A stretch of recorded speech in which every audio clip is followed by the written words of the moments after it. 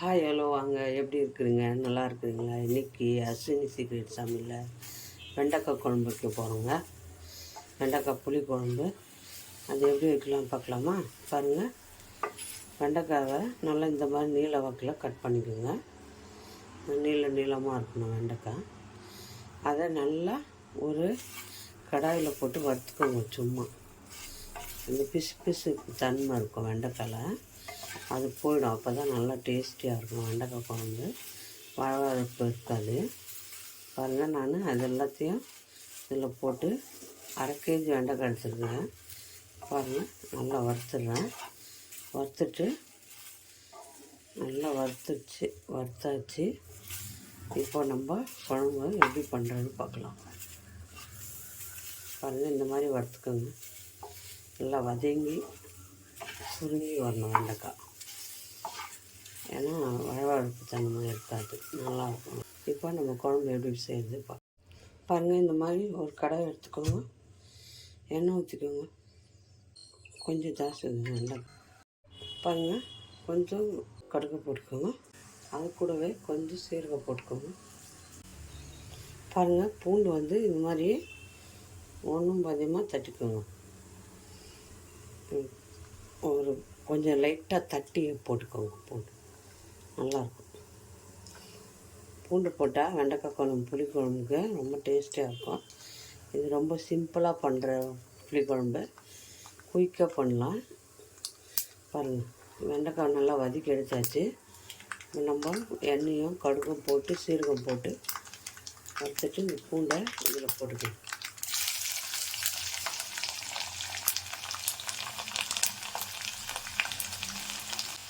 நல்லா பூண்டு வதங்கினதுக்கு நான் சின்ன வெங்காயம் கட் பண்ணி வச்சுக்கிறேன். ஒரு கப்பு நான் சின்ன வெங்காயத்தை போட்டுக்கணும்.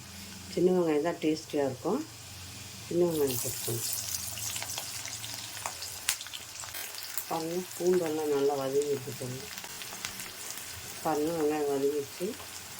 இப்போ வெண்டைக்காய் வறுத்து வச்சுக்கிறோம் இல்லையா, அது வெண்டைக்காய் போட்டு நல்லா வச்சுக்கணும்.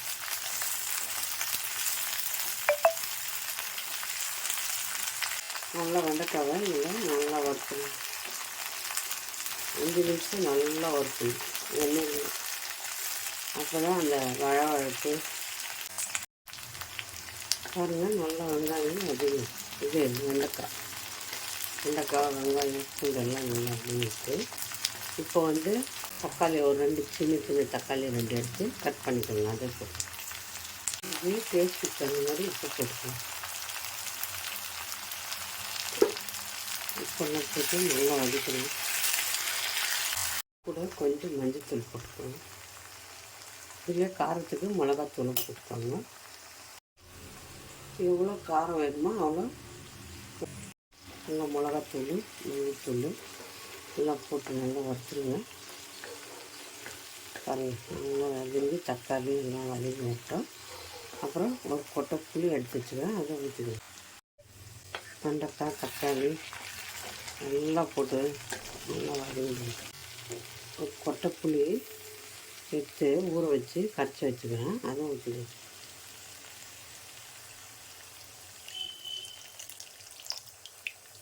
இவ்வளோ புளி தான் ஊற வச்சுக்கணும். கொஞ்சமாக ஊற வச்சுக்கோங்க, ரொம்ப ஊற வைக்காது. இப்போ இந்த புளியை ஊற்றி தண்ணி ஊற்ற வேண்டாம், கிரேவி இதுலேயே வேகுது. கொஞ்சம் ஒரு 1/2 கிளாஸ் தண்ணி ஊற்றிக்கணும். வெண்டைக்காய் வேகணும் இல்லையா, அது கொஞ்சமாக தண்ணி ஊற்றிக்கணும். வெண்டைக்காய் வேகிற மாதிரி மூடியை போட்டு நல்லா வேக வச்சுருங்க. வேகட்டும். பாருங்கள், 1 கப்பு கடலை எடுத்துருக்குறோம். அதை ஒரு ஜாரில் போட்டு அடிச்சுக்கோங்க. கடலைக்காய் ஒன்றும் பாதியமாக இந்த மாதிரி அடிச்சுக்கணும். இந்த மாதிரி ஒன்றும் பாதியமாக அடிச்சுக்கணும். அடிச்சுட்டு இப்போ குழம்புல போட்டுக்கணும். பாருங்கள், குழம்பு வெண்டைக்காய் நல்லா வெந்துருக்கு. பாருங்கள், நம்ம இந்த இது போட்டுக்கணும்.